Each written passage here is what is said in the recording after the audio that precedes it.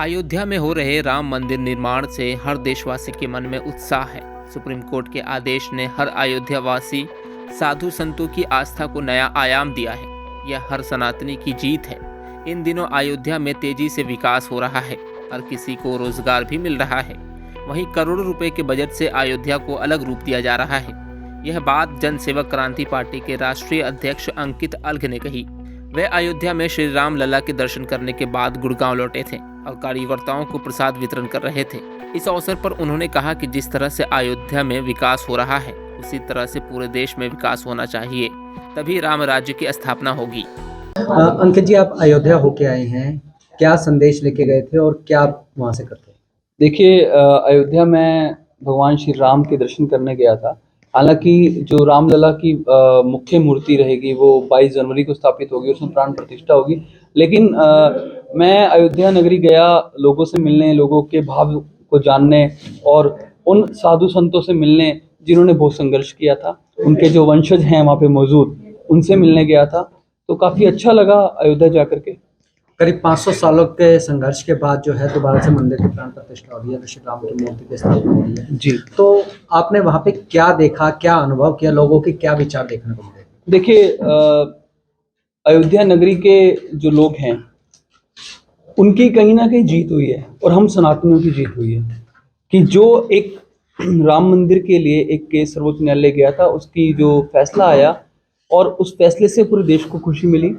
और उसके लिए हमने याद किया उन कोठारी ब्रदर्स को, उस राम जन्मभूमि तीर्थ ट्रस्ट के पदाधिकारियों को और उन असंख्य साधु संतों को, महंतों को, जिन्होंने अपने राम जी के लिए लड़ाई लड़ी और वो जीती। और कहीं ना कहीं ये जो जीत है, ये अयोध्या नगरी के वासियों की जीत है, ये जीत सनातनियों की है, ये जीत उन कार सेवकों की है, ये जीत उन कोठारी ब्रदर्स की है जिन्होंने इसके लिए लड़ाई लड़ी। और ये बधाई अयोध्या नगरी वासी उसके पात्र भी हैं। मैं उनको शुभकामनाएं भी देता हूं और सर्वोच्च न्यायालय का धन्यवाद देता हूं कि जो उन्होंने फैसला सुनाया। पहले भी आप अयोध्या जाते रहे हैं और जी। अब भी अयोध्या जी गए हैं जी। तो कैसा फर्क देखने को मिला, कैसा अनुभव मिला? देखिए, जैसा कि आप जानते हैं कि मैं हमेशा सही को सही और गलत को गलत बोलता हूँ। अयोध्या नगरी में जब मैं गया था, मैंने वो विवादित ढांचा भी देखा था, वो राम जी को टेंट में भी देखा था। और आज मैं जब अयोध्या गया तो एक अलग ही विकास हो रहा है वहाँ पे। राम जी आए, अयोध्या नगरी वासियों के लिए जो विकास हो रहा है, कहीं ना कहीं मैं ऐसी उम्मीद करता हूँ, मैं राम जी से कामना करता हूँ, प्रार्थना करता हूँ कि वैसा ही विकास पूरे देश में हो। क्योंकि राम जी के आने से वहाँ पे कई करोड़ों रुपए का बजट भी आ रहा है, राम जी के आने से वहाँ पे विकास भी आरंभ हो गया है, राम जी के आने से वहाँ पे रोजगार भी मिल रहा है। लेकिन वो अयोध्या नगर वासियों के उन लोगों को मिल रहा है। लेकिन राम जी से प्रार्थना है कि उनकी कृपा दृष्टि पूरे देश में, पूरी सृष्टि में पड़े कि जो आज हमारे देश में बेरोजगारी चरम सीमा पे है, भ्रष्टाचार चरम सीमा पे है, महंगाई चरम सीमा पे है, मूलभूत सुविधाओं से लोग दूर हैं, वैसा ही विकास अन्य 749 जिलों में भी मिले जैसे अयोध्या में मिल रहा है। ये मैं कामना करता हूँ। आपको क्या लगता है कि 500 साल बाद एक बार फिर देश में राम राज्य स्थापित होगा या अयोध्या तक ही सिमट के रहेगा? देखिए सर, मैं तो ये कहूँगा, ये एक राम राज्य स्थापित होता है दिल से, मानसिक रूप से। ऐसा नहीं है कि 500 साल बाद हो रहा है। हम राम से निकले हैं, हम राम से निकल के राम को पा रहे हैं। तो ये तो अपनी अपनी मानसिकता है, अपना अपना सोचना है। आप अगर पहले भी सोच लेते, अच्छे भाव हैं, अच्छे कर्म करोगे तो राम राज्य है।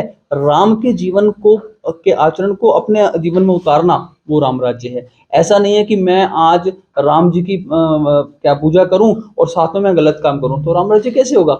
मुझे राम के जीवन के आचरण को अपने अंदर उतारना है। उन्होंने जीवन भर संघर्ष किया, लेकिन देखिए दुर्भाग्य हमारे देश का कैसे है, वो जीवन भर संघर्ष करते रहे वन के अंदर, लेकिन उनकी कथा सुनाने वाले लोग आज 10-10 करोड़ रुपए लेते हैं, हेलीकॉप्टर में आते हैं, फॉर्च्यूनर गाड़ियों पे आते हैं। तो ये ऐसे राम राज्य स्थापित नहीं होगा। राम राज्य तभी स्थापित होगा जब हमारे देश का बच्चा अच्छे कर्म करेगा, सही को सही बोलेगा, गलत को गलत बोलेगा, तब राम राज्य स्थापित होगा। 22 जनवरी को श्री राम की प्राण प्रतिष्ठा का समय हुआ है, क्या आपको निमंत्रण मिला है?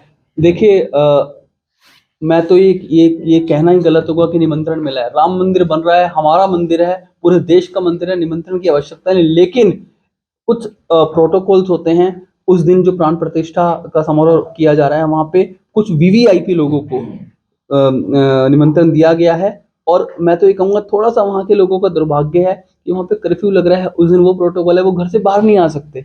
तो मैं ये कहूँगा इसमें निमंत्रण की आवश्यकता नहीं, 22 जनवरी के दिन कोई ना जाए, उसके बाद सभी जाएँ। अभी अभी हम होके आए हैं, हम उसके बाद फिर जाएंगे। लेकिन जनसेवक क्रांति पार्टी हमारे जो कार्यकर्ता हैं, हमारे जो गुरुग्राम वासी हैं, उनके लिए एक आयोजन यहाँ पे करने जा रही है। वो आयोजन क्या रहेगा? वो रहेगा श्री राम शाम की संध्या। हम 26 जनवरी को, चूंकि गणतंत्र दिवस है और हम अपने संविधान को सर्वोपरि मानते हैं, और साथ में हम हमारा धार्मिक ग्रंथ जो है गीता, उसको भी सर्वोपरि मानते हैं। तो दोनों को मैच करते हुए एक अच्छी भावना के साथ, एक जागरूकता के साथ श्री राम शाम संध्या का आयोजन किया जाएगा 26 जनवरी को chorus banquet hall, sector 14 road पे। समय रहेगा शाम का 4 बजे। मैं गुरुग्राम वासियों को आपके चैनल के माध्यम से आमंत्रित करता हूं कि आप आएं और बहुत सुंदर भजनों के साथ आनंदमय रहें। और बहुत अच्छे अच्छे गायक वहां पे आ रहे हैं। 2 बच्चे यदुवंशी ब्रदर्स जो अपने अपने सुंदर भजनों के साथ आपके बीच रहेंगे। आप आएं, और एक अमृतमय भंडारा भी वहां पर रहेगा। तो मैं आपके चैनल के माध्यम से आमंत्रित करता हूँ। आप अयोध्या से आए हैं जी, यहाँ गुड़गांव की जनता के लिए क्या लेके आएंगे? देखिए, मैं बस यही गुड़गांव की जनता के लिए, एक तो मैं अपने जो कार्यकर्ता हैं उनके लिए जो मेरे से बन पड़ा, मैं प्रसाद वहां से लेके आया, उनको वितरण किया है। और मैं तो यही संदेश लेकर आया हूँ कि हमें राम के जीवन को अपनाना चाहिए, राम के आचरण को अपनाना चाहिए। सिर्फ पूजा पाठ हम ये कहीं ना कहीं, मैं देखिए बड़ा स्पष्टवादी आदमी हूँ।